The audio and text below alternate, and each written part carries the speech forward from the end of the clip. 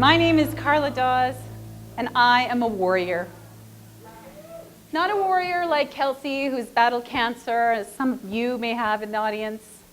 Not a warrior who's actually fought in a war, though I've lived and worked in war zones and met my wonderful husband in one. I'm a warrior because I've endured a battle with a fearsome foe that I like to call my demented DJ. This is an inner critic that some of you might be familiar with. The demented DJ spins tunes of unworthiness, fear, judgment, comparison, singing songs that tell me that I'm too much of this or not enough of that. And the demented DJ has one job, and that job is to keep us safe and to keep us alive. But in our modern day, the demented DJ has an unfortunate side effect of keeping us small, keeping us from stepping into our power and fully showing up in alignment with our truest selves to consciously create a life that lights us up. Anybody else familiar with a demented DJ? Have a demented DJ of your own? Yeah. Good tunes they spin, right? Good tunes they spin. And I'm living in alignment with your truest self is critical to fulfillment. So critical to success in life. And so take a second now just to think about, for you, what does fulfillment feel like? What is success for you? What does alignment feel like for you? Think about that just for a second. And it's different for everyone. Maybe you know, maybe you're not sure. Something to explore. For me, fulfillment is feeling the way that I want to feel every single day. Beyond joy or happiness, my core desired feelings are inspired, connected, powerful, authentic, limitless, and free. Now those are mine. Yours are different. And I can't make the decisions in my life to achieve those feelings if I'm dancing to the tune that my demented DJ is spinning. So I'm really grateful to finally be in a place in my life where I'm spinning the tunes. The demented DJ is not so much in charge anymore. Winston Churchill said that fear is a reaction and courage is a decision. And I believe that courage is actually a muscle that we need to exercise regularly, every day, in order to create a life that lights us up. I'm exercising my courage muscle just by being up here today, actually. And in my younger years, I exercised my courage muscle regularly. After completing my psychology degree and a postgrad diploma in business, I started my conventional career and was feeling in a place that wasn't quite in alignment. I grew up on the prairies. As a young girl in the prairies, I remember vividly being on the basement floor in my parents' house, flipping through National Geographic magazines in awe of all the beautiful places in the world and all the fascinating people. And I really had a deep desire to travel and see the world. And so I did that. I decided to embark on a series of career and life journeys that had me living in places like Japan and Bosnia and Afghanistan, and traveling courageously as a single female solo traveler through more than 65 countries around the world. And looking back on this time, these are all pictures of those times, looking back on this time, I can see that that is a time when I was truly in alignment with my truest self.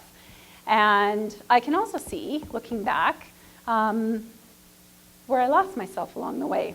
So something else for you to think about in this moment is think of a time in your life where you felt in alignment with your truest, most authentic, most lit up self. And do you feel like you're in that place today? Or do you feel like maybe you've lost a little bit of yourself along the way? And I can see where I lost myself, and I'm so grateful to be back spinning my own tunes and to be in a place where I feel that my story is worthy of sharing. And grateful to Carla for giving women and girls a space and a place to share their story and step into their power and create a life that lights them up. During my time living and working in an international peacekeeping camp in Afghanistan, I met what Jackie would call my beautiful man. My husband, I had the pleasure of meeting my wonderful husband, a courageous, brave, romantic, tenacious and resourceful man who managed somehow to have the most beautiful bouquet of flowers anonymously delivered to my office in the middle of the desert. And this is a feat in the middle of the desert in Afghanistan. I mean, as you can see in the other picture there, everything that came into our compound had to be bomb searched or searched for an IED, an improvised explosive device. And flowers arriving in a camp in the middle of the desert in Afghanistan were pretty suspicious. And I'm pretty sure they were pretty intensely searched. And basically the rest is history. So I met Murray in Afghanistan, and eventually we moved back to Canada, embarked on a more conventional career path again, got married, and a series of life events transpired for us in the years that followed that really brought my demented DJ to life. For starters, we decided to try to start a family, and we suffered multiple devastating pregnancy losses. And I'm sure some of you, the statistics show me that there are a lot of you in the room who've experienced the same. And that's one thing that really got my demented DJ going. Questioning my worth, questioning my body, hating my body, and grieving, of course, and both of us grieving, an emotional time. Eventually, we had the great pleasure of welcoming our beautiful son, Colton, who's now 9 years old. After a difficult pregnancy, he screeched into the world about 6 weeks early, but I now had my perfect little bundle of joy. But then, parenthood. Parenthood, anybody parent in the room? Parenthood has a way of really activating your demented DJ, am I right? To me, it sounds a little bit like a heavy metal song that is telling you all the things you're doing wrong to screw up your kid, right? During this time, my husband's father was also suffering from a rare and aggressive form of cancer, and we lost him approximately 6 months after Colton was born, when Colton was 6 months old. And we kind of, of course it was a difficult time, and we were grieving. I was back at work after maternity leave, and Murray was working in a stressful job that had him traveling a lot. And unbeknownst to me, well, first of all, adversity has a way of really surfacing our deepest, darkest fears and shadows. And unbeknownst to me, Murray was also struggling. And I started to notice things about Murray that I hadn't noticed before. And in hindsight, it's really clear. Things like he was becoming emotionally withdrawn. He was having terrible nightmares, which is something that was happening throughout our relationship, but I hadn't given it much thought until this time. He was hypervigilant and easily startled. Even just Colton playing and getting excited about something would startle Murray to such a degree that he would have a really hard time recovering from that. And a number of other things as well, not agreeing to social engagements or canceling out of them. And it's so obvious to me now, in hindsight, that Murray was struggling with post-traumatic stress.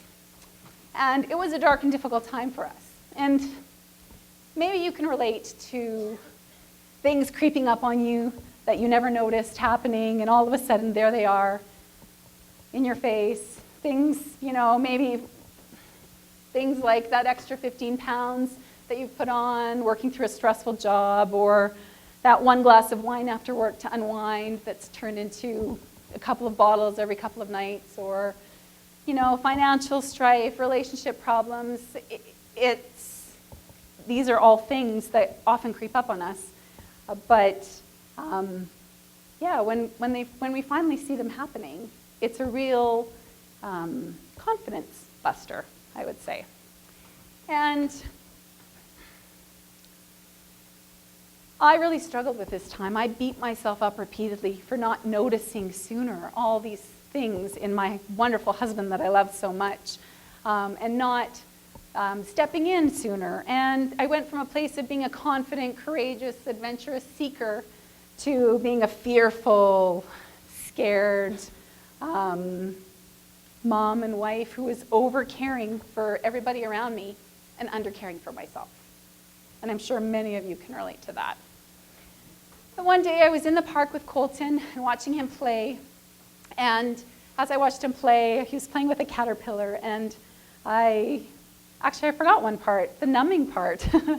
I'm sure many of you are familiar with numbing. I numbed with wine, I numbed with social media, I numbed with food, you name it, I was numbing with it. And I also landed firmly in the camp of not asking for support, being terrified to ask for support. And it's funny how sometimes in our deepest, darkest times, we're the most afraid to step up and say, hey, I need support here. I was terrified of being judged. I was terrified of failing. I was terrified of my husband being judged because there's still a lot of stigma around mental health challenges. So numbing and isolating, it's a perfect little recipe for disaster, or so it could be. But one day I was watching Colton play and saw a beautiful caterpillar he was playing with, and I decided that I didn't want my son to grow up in this environment with both of his parents struggling. And this was not my life. My life was connected and authentic and inspired and free and limitless, and I needed help to get back to that place. And I finally did. I asked for support. Over those years, I cultivated relationships with a series of counselors and coaches and spiritual guides, friends and family, and it felt so amazing to finally be in a place of being realigned and being supported. They bolstered me when I needed bolstering, and they cried with me when I needed to cry. And it was an amazing feeling. So, how do you get from there to here? How do you consciously create a life that lights you up? So this is a 7-step conscious creation path, using the word courage as an acronym. You're welcome to take a picture of this. I'll show it again at the end once I've gone through all the steps. I'll show it to you and you can take a picture. But the first step is, and you'll see some similarities to some of the things some of the other speakers have said today. So the first step is calming your nervous system. So many people believe that calming your nervous system is something that you do in reaction to fear, in reaction to shit swirling around you, in reaction to things that happen. But the important thing is to calm your nervous system and get yourself into a place where you do these practices daily so that you can respond when things start to swirl sideways. For me, it's meditation and breath work. That's one of the most important things for me. I've really cultivated a meditation practice, and I help other people learn it as well. I always say to my clients who all say, I can't meditate. And if you can breathe, you can meditate. It's breath work. Some of the other things, it's going to be different for everybody. But for me, also the emotional freedom technique, which is tapping. Some of you might be familiar with tapping. It has enabled me to really calm my nervous system and process emotions, I guess is the important thing. So whatever it is for you, figure out what that is for you, and do those things daily to get you started on the conscious creation path so that you can respond instead of reacting. The second thing is outlining your outcomes. So the O stands for outlining your outcomes. What do you desire? What are your desires? So I'm a desire map facilitator. I facilitate the work of a lady called Danielle Laporte. She's from Vancouver. She wrote a book called The Desire Map, and the process is a way to get to your core desired feelings. And I've shared mine with you already. So think about whose goals are you chasing. Too often we're disconnected from the why of our goals. We don't understand that when we're seeking something, when we're trying to achieve a goal, it's not the actual goal that we want to achieve. What we want is the feeling that we're going to have when we achieve that goal. And that's why for so many people, things are not enough, because they're disconnected from the feeling that they expect to have. So if you know how you want to feel, it's very easy to filter your choices, return to your heart, and set feelings-based goals, goals with soul. So inner attunement versus outer attainment. That's what desire mapping is all about. Being attuned to yourself, stepping into your own power, standing in alignment with yourself.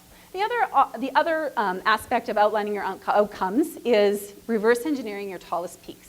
So if you see my logo, there's 3 mountains there, and one is the tallest one. And approaching your tallest peaks incrementally. So you may have a big rock that is your big goal. Maybe it's a promotion or a house or travel or whatever it is for you.